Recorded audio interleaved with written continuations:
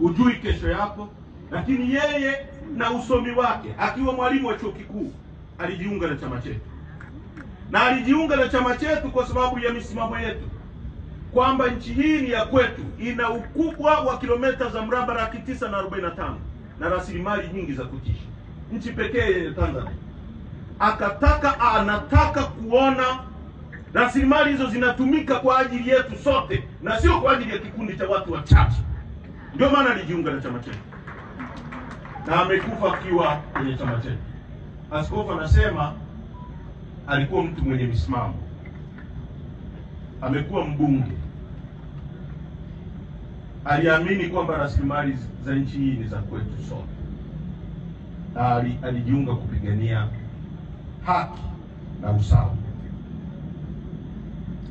Sasa ndugu zangu, tunapita katika kipindi kigumu, na mimi niko hapa kumwahidi mama kwamba chama chako hakitakengeuka. Yale ulioamini na uliokufa unapigania kuona nchi hii kwa kweli inakuwa nzuri kwetu sote, sisi wengine tutayapigania bila kurudi. Ndio ahadi yangu kwake na kwa wananchi wote waliofaa. Hizi kauli ambazo zimekuwa zikitoka wakati ambao taifa lina majonzi kwamba watu wanalipwa sio nini.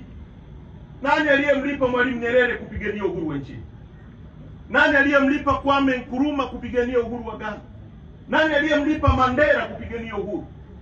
Tunapodai haki hakuna mtu anayelipwa, ni watu wanataka haki, na tutapasha hiyo bila kurudi nyuma.